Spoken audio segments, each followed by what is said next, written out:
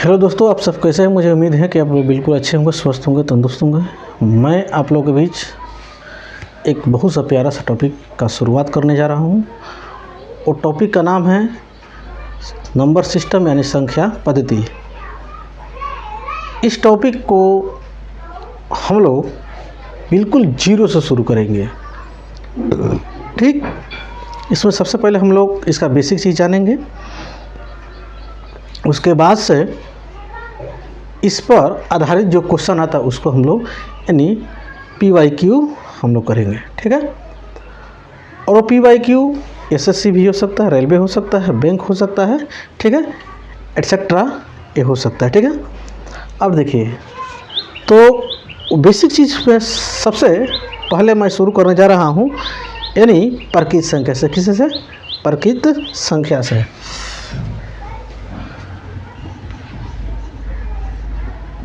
प्राकृत संख्या जिसको natural number, जिसको क्या बोला जाता है? नेचुरल नंबर बोला जाता है। तो सबसे पहले बात है जब प्राकृत संख्या कहते किसे है, ठीक है, इसको हम लोग परिभाषित कर लेते हैं। ठीक है, यानी गिनती के सभी संख्या प्राकृत संख्या कहलाती है।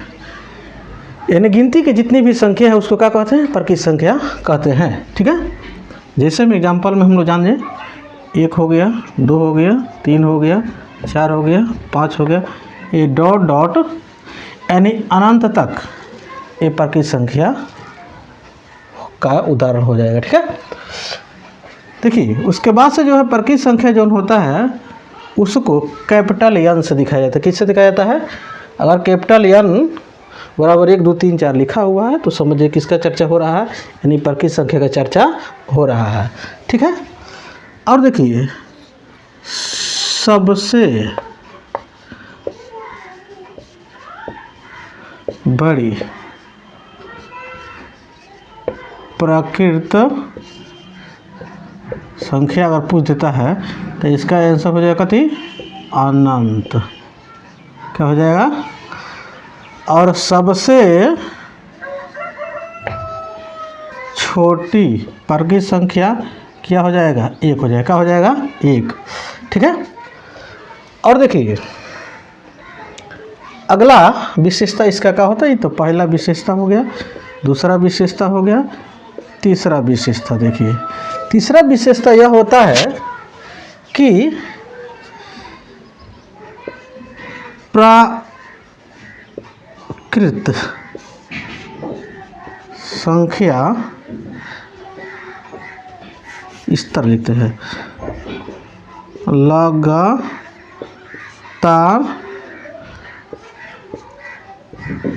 प्राकृत संख्याओं के सर्वांतर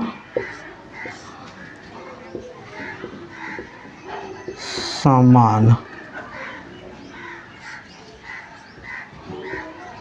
होता है। ठीक है, यानी मेरे कहने का मतलब यह हुआ जगह किसी भी लगातार प्राकृत संख्या को अगर ले लिया जाए, ठीक है, तो उसके बीच के सार मंत्र क्या होगा? समान होगा। देखिए 3 2 में से 1 घटाए तो 1, 3 में से 2 घटाए तो 1, 5 में से 4 घटाए तो 1, और 4 में से 3 घटाए तो 1, और 5 में से 4 घटाए तो 1। यानी किसी भी लगातार 2 या 2 से अधिक अगर प्राकृत संख्या रहता है और उसका अगर सार मंत्र हम लोग को पता करना है तो उसका सार मंत्र क्या हो जाएगा? 1 हो जाएगा। क्या हो जाएगा? 1 हो जाएगा। तो मुझे ये उम्मीद है कि आपको ये प्राकृत संख्या के बारे में अच्छा से समझ में आ गया हो। ठीक है, इसको आप स्क्रीनशॉट लीजिए। अगला देखिए, अगला हम लोग क्या है? अगला हम बताते हैं आप लोगों को पूर्ण संख्या क्या है। पूर्ण संख्या जिसको हम लोग बोलते हैं होल नंबर। क्या बोलते हैं? होल नंबर, यानी परकीय संख्या किसे कहते हैं, ठीक है। यानी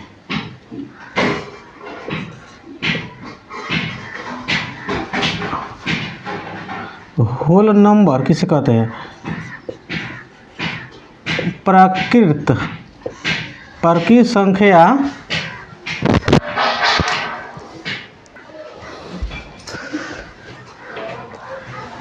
यानी परकीय संख्या के साथ यानी शून्य कहे तो यानी 0 को अगर जोड़ दिया जाता है तो वही हम लोग क्या हो जाता है?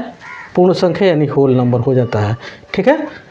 जो होल नंबर होता है उसको कैपिटल W से दिखाया जाता है, ठीक है। किससे? कैपिटल W से दिखाया जाता है। होल नंबर के एग्जाम्पल जैसे 0 हो गया, 1 हो गया, 2 हो गया, 3 हो गया, 4 हो गया, 5 हो गया, 6 हो गया, ये भी अनंत तक चला जाता है, ठीक है। अब देखिए ये अगला फैक्ट यह है, इसमें अगर देखा जाए तो सबसे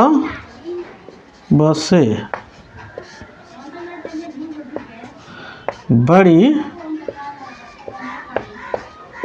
पूर्ण संख्या क्या होता है? सबसे बड़ी पूर्ण संख्या इसमें हो जाता है कथी? अनंत। क्या हो जाता है? अनंत। और सबसे छोटी पूर्ण संख्या इसमें क्या होता है? 0 हो जाता है। क्या होता है? 0। और अगला फैक्ट यह है कि ये तो पहला फैक्ट, ये दूसरा फैक्ट और तीसरा फैक्ट, ठीक है। प्राकृत संख्या पूर्ण संख्या हो सकती है, पर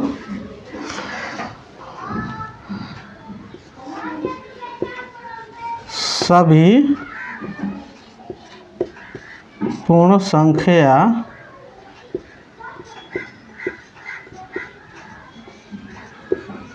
प्राकृत संख्या नहीं हो सकती है। क्या समझे? लिखे हैं कि परकीय संख्या पूर्ण संख्या हो सकती है।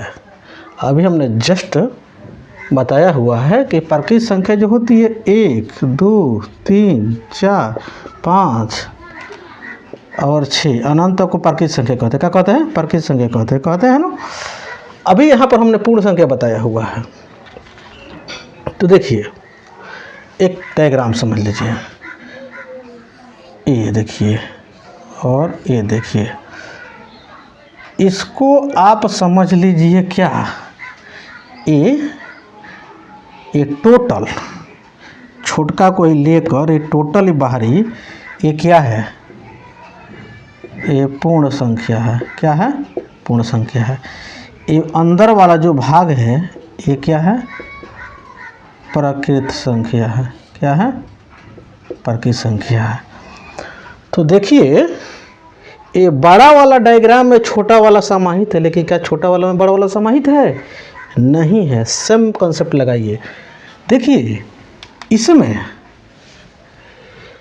यानी पूर्ण संख्या के जो उदाहरण है उसमें इसका जो ये उदाहरण है प्राकृत संख्या, ये समाहित है। ये क्या इसमें समाहित है? नहीं है। क्यों नहीं है? क्योंकि यह जो है पूर्णांक जो 0 जो है ये इसमें जो कि आकर ये दोनों में मतभेद कर देता है, ठीक है। तो आप लोग को याद रखना है कि प्राकृत संख्या पूर्ण संख्या हो सकती है। ये डायग्राम को याद रखिएगा। प्राकृत संख्या पूर्ण संख्या हो सकती है, लेकिन कभी सभी पूर्ण संख्या यानी प्राकृत संख्या नहीं हो सकती है, ठीक है। ये रहा इसका ये पूर्ण संख्या का हम लोग का कंसेप्ट। हाँ, आप इसका स्क्रीनशॉट ले लीजिए फटाक से। अब हम लोग को जानना है यानी पूर्णांक। क्या बताने जा रहे हैं हम? पूर्णांक यानी पूर्णांक।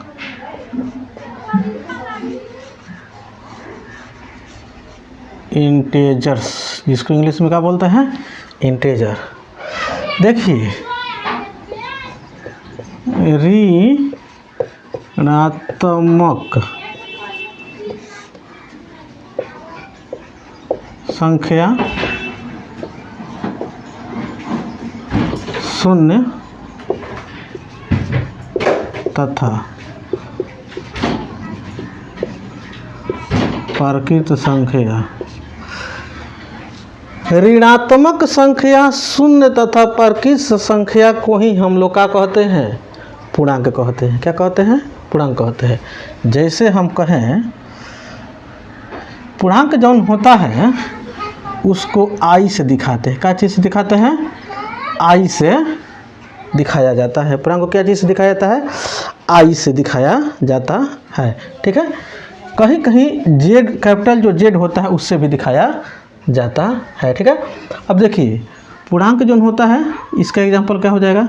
जैसे अनंत से लेके, जैसे -6, -5, -4, -3, -2, -1, 0, 1, 2, 3, 4, 5, 6 ये अनंत तक, यही हम लोग का होता है पूर्णांक होता है। क्या होता है?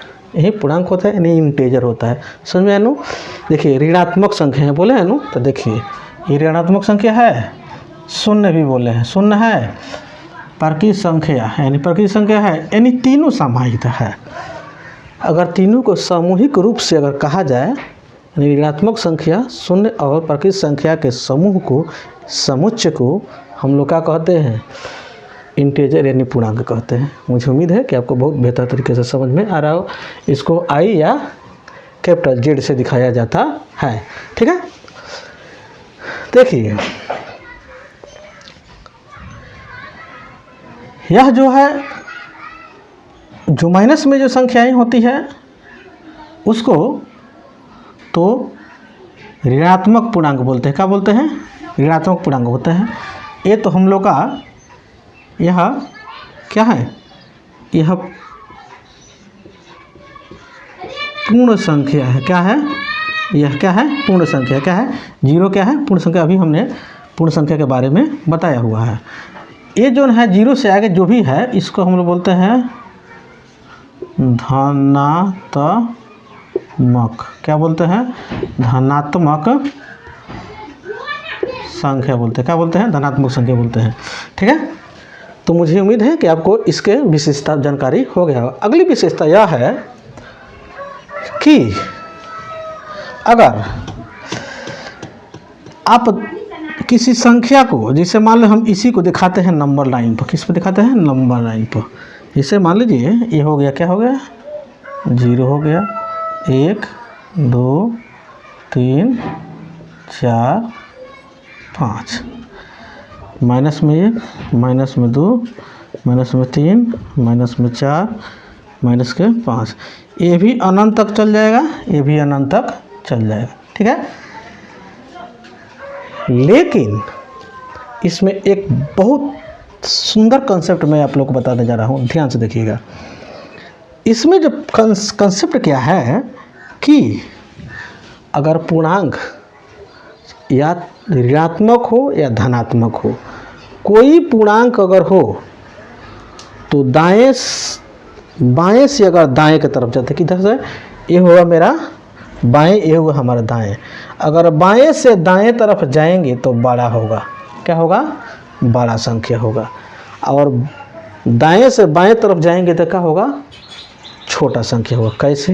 देखिए, चाहे वो ऋणात्मक बोले ना, चाहे वो ऋणात्मक हो या धनात्मक हो, कोई दिक्कत नहीं है। ये बताइए, इसको अगर हम लेते हैं, बाएं हो गया ये मेरा, ये दाएं हो गया, ये बाएं, ये दाएं, ये बाएं, ये दाएं, अगर इसको लिया जाता है तो -5 बड़ा कि -4 बड़ा।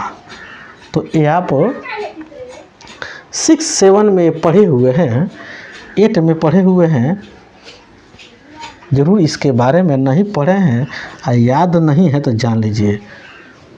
ऋणात्मक संख्याओं का यह फीचर होता है या विशेषता होता है, जो संख्या छोटी दिखती है वो बड़ा होता है और जो बड़ा दिखता है वो छोटा होता है।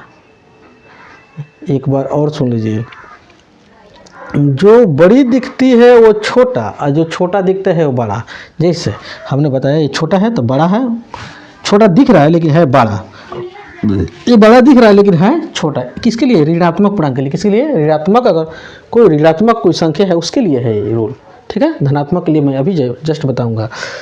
जैसे मैं एग्जांपल में बता रहा हूँ आपसे कि आप किसी से 50 रुपये लिए, ठीक, आप किसी से 50 रुपये लिए, हम किसी से 20 रुपये लिए, दोनों आदमी साधाने के चक्कर में एक जगह काम करने गए।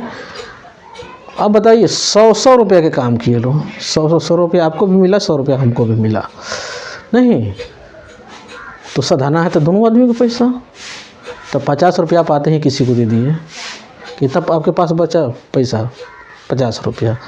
हम आते 20 रुपये लिए थे तो 20 रुपया अगला आदमी को दे दिए, तो हमारे पास कितना बचा? अभी बचा मेरे पास 80 रुपया।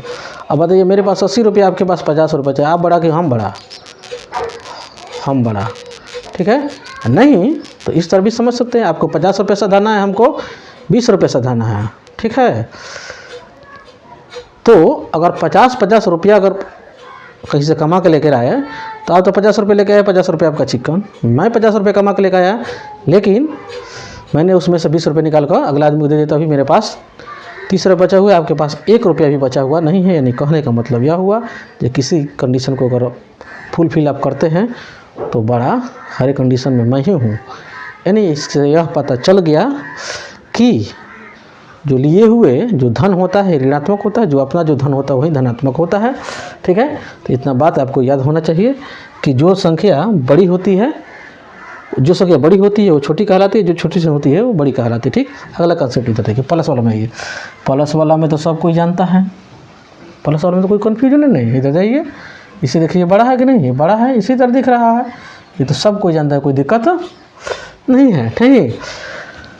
अब ये भी सब कोई जानता है, जैसे -4 बड़ा कि 5 बड़ा, तो कोई कह देगा जब 5 बड़ा, क्योंकि प्लस में ही माइनस में है, नहीं वही कह दिया जाए।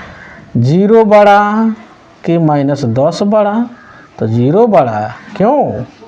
क्योंकि अभी मैंने बताया ना, 1 भी रुपये इसके पास नहीं है। आप किसी से 10 रुपये लेकर खा के बैठे हुए हैं, आप ऑलरेडी माइनस में हैं। आप किसी से कई जगह से पैसा लेकर आइएगा तो दोनों आदमी 10-10 रुपये लाता है। मान लो ए नाम के व्यक्ति है, ए बी नाम के व्यक्ति है, 10-10 रुपये लेके आया, तो ये तो 10 रुपये दे के मामला चिकन हो गया, ये हो गया 0। लेकिन ये इसके पास 10 रुपये ऑलरेडी अवेलेबल है, जो 10 रुपये लेकर आया था, ठीक है। तो ये सब छोटे छोटे कंसेप्ट हैं, ठीक है। ये कंसेप्ट को जानना बहुत ज़रूरी है। अगर इस कंसेप्ट को जानकारी होगा तभी हम लोग क्वेश्चन को सॉल्व कर सकते हैं। इसको मजाक में मत लीजिए, ठीक है। कहीं कहा जाता है नो छोटा पैक बड़ा धमाका है। अगर इसको अच्छा से आप याद रखिए, जैसे याद कीजिएगा उसके बाद से जब मैं क्वेश्चन कराऊंगा तो आपको किसी प्रकार की दिक्कत नहीं होगा। अगर याद करते हैं तो भारी दिक्कत है। अगला हम लोग को पढ़ना है क्या? शून्य, यानी जिसको बोलते हैं 0। क्या बोलते हैं? 0। शून्य देखिए क्या होता है, यह न तो धनात्मक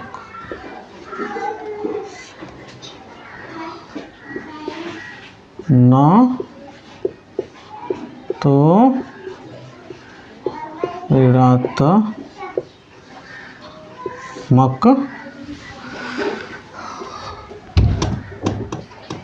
लेकिन यह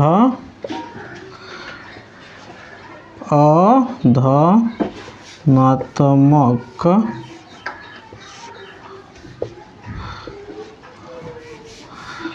तथा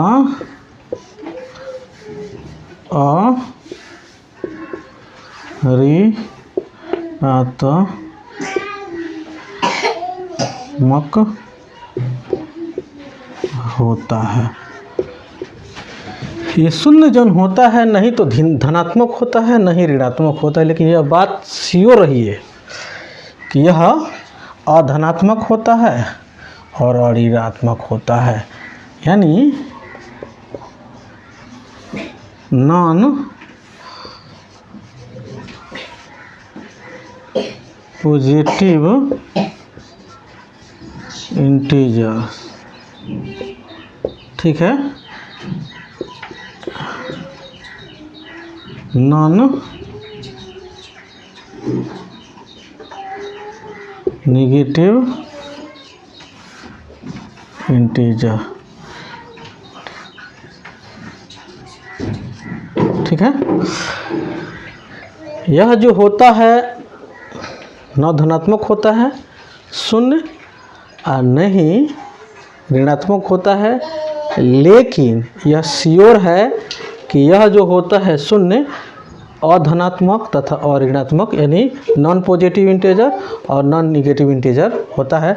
यह शून्य जन होता है किस में आता है? पूर्णांक में आता है। किस में आता है? पूर्णांक में आता है। किस में आता है? पूर्णांक में आता है। शून्य जो क्या होता है? एक पूर्णांक होता है। क्या होता है? पूर्णांक होता है। तो मुझे उम्मीद है कि शून्य के बारे में आप समझ गए होंगे। इसका खोज सब कोई जानता है, आप भी जानते होंगे, ज़रूर जानते होंगे। अगर जानते हैं तो भी, अगर नहीं जानते हो तो भी किसी सोर्स से आपको शून्य के खोज किसने किया था, कमेंट बॉक्स में कमेंट करके ज़रूर बताइएगा। ठीक है, अगला पढ़ना है हम लोग को, क्या है?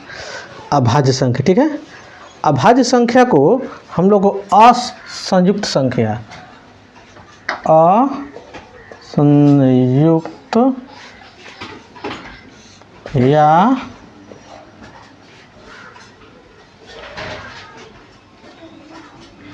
ऋण या अभाज्य, जिसको अभाज्य संख्या, जिसको प्राइम नंबर बोलते हैं। क्या बोलते हैं? प्राइम नंबर बोलते हैं। ठीक है, अब इसको हम लोग परिभाषित कर दें। ठीक है, वह संख्या जिसमें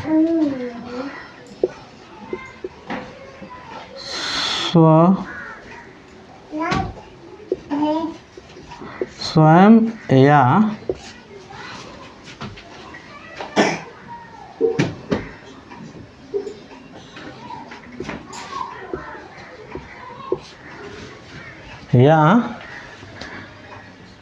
एक के अलावा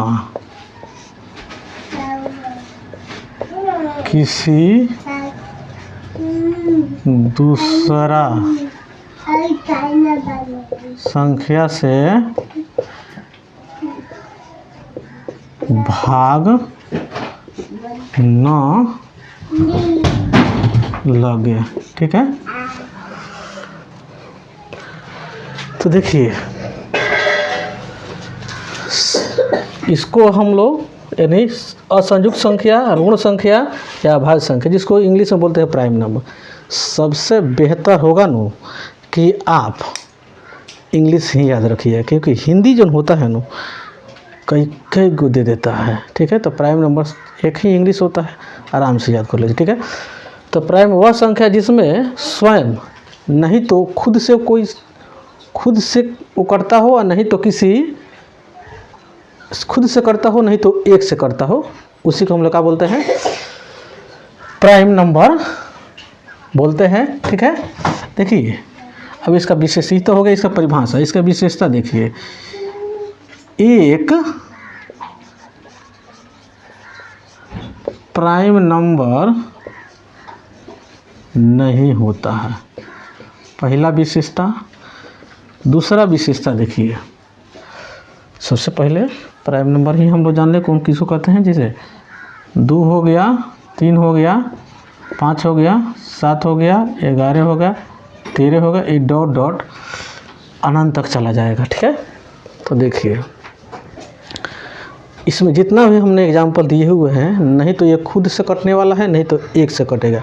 इसके अतिरिक्त किसी दूसरे संख्या से नहीं कटता है ये। ठीक है, जो अगर खुद से कटे नहीं तो 1 से कटे, वही क्या कहलाता है? प्राइम नंबर कहलाता है। क्या कहलाता है? वही संख्या प्राइम नंबर कहलाता है। ठीक है, एक जो प्राइम नंबर नहीं होता है, ठीक है, सब से छोटा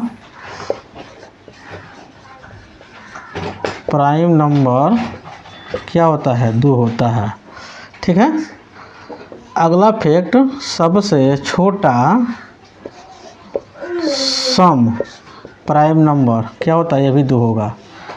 सबसे छोटा प्राइम नंबर पूछेगा तो अभी आंसर 2 ही होगा, और सबसे छोटा प्राइम पूछता है तभी 2 ही होगा, और सबसे छोटा सम प्राइम नंबर अगर पूछता है तभी आंसर 2 ही होगा। लेकिन अगर सबसे छोटा, ठीक है, विषम प्राइम नंबर अगर पूछता है तो क्या हो जाएगा? 3 हो जाएगा। क्या हो जाएगा? 3 हो जाएगा।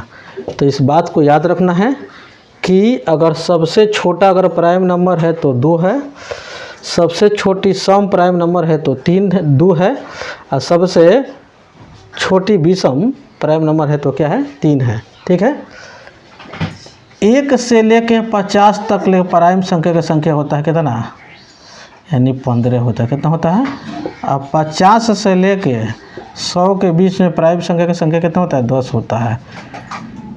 ठीक है, 1 से अगर 100 तक ले कह दीजिएगा तो दोनों को जोड़ के बता दीजिए तो कितना हो जाएगा? यानी 25 हो जाएगा। कितना हो जाएगा? 25 हो जाएगा। समझ में आया ना? तो ये सब फैक्ट है इससे संबंधित, क्योंकि यही जो है हम लोग को सवाल तक सवाल को समझकर उचित आंसर तक पहुंचने में मदद करता है। अगर जानकारी नहीं है तो भारी दिक्कत है। ठीक है, तो ये सब छोटे छोटे फैक्ट है, इसको आप लोग को जान लेना अति आवश्यक है। तो ठीक है, आज के सेशन में नहीं रहता है। मेरे सेशन में शुरू से अंत तक बने रहने के लिए बहुत बहुत धन्यवाद। अगर सेशन आपको अच्छा लगा हो तो आप मेरे चैनल पर नए हैं तो सबसे पहले मेरे चैनल को सब्सक्राइब कर सकते हैं, बेल आइकन प्रेस करके ज़्यादा से ज़्यादा लोगों के बीच में शेयर कर सकते हैं। इस चैनल पे भारत के हर एक प्रतियोगी परीक्षाओं के दृष्टिकोण से मोस्ट इंपोर्टेंट टॉपिक अपलोड किया जाता है। ठीक है, अगर आपको मैथ अगर पढ़ना है अच्छा से तो इसी चैनल पे लगभग 90% हर एक टॉपिक पर मैं वीडियो बना चुका जो कि भारत के प्रतियोगी परीक्षाओं में पूछा जाता है जिस टॉपिक से क्वेश्चन। ठीक है, जो कि मैं आप लोगों को बता देना चाहता हूं कि कौन कौन टॉपिक पर मैंने वीडियो अपलोड कर चुका हूं। ठीक है, वो टॉपिक को आप सुन सकते हैं। टॉपिक है, देखिए, नंबर सिस्टम तो चलिए रहा है, LCM HCF, ठीक है, एवरेज, उसके बाद से आयु संबंधित, ठीक है, उसके बाद से percentage, profit loss, ratio proportion, ठीक है, उसके बाद से है time and work, time and distance, train वाला क्वेश्चन, नाव और धारा वाला question, simple interest, compound interest, क्षेत्रफल वाला question, surface area and volume यानी आयतन और पृष्ठीय क्षेत्रफल वाला क्वेश्चन है। उसके बाद कैलेंडर वाला क्वेश्चन है। अगला है हम लोग को ज्योमेट्री यानी ज्यामिति है, ट्रिकोमेट्री है। ये सब हमने टॉपिक पर वीडियो ऑलरेडी अपलोड कर चुका हूँ। ठीक है, अगर आप मेरे चैनल पर नए हैं तो सबसे पहले आप जाइए और उसको देखिए। और दूसरा बात यह है कि कंप्लीट रूप से भारत के हर एक प्रतियोगी परीक्षाओं के दृष्टिकोण से वीडियो में modern history, medieval history, ancient history upload कर चुका हूँ। साइंस में बहुत टॉपिक पर अपलोड कर चुका हूँ वीडियो, और रीजनिंग में भी वीडियो है। ठीक है, अगर आप यूट्यूब पर अगर देखना नहीं चाहते हैं, फेसबुक पर इंटरेस्टेड है, ठीक है, तो आप फेसबुक पर भी जाकर सेम वीडियो को आप देख सकते हैं, कंसेप्ट क्लासेस 74-88 से। लेकिन फेसबुक पेज पे, प्रोफाइल पे नहीं, पेज पर जाइएगा तब मेरा वीडियो मिलेगा। ठीक है, तो इसके अगले पार्ट मैं बहुत जल्द लेकर आ रहा हूँ। तब तक के लिए जय हिंद, जय भारत।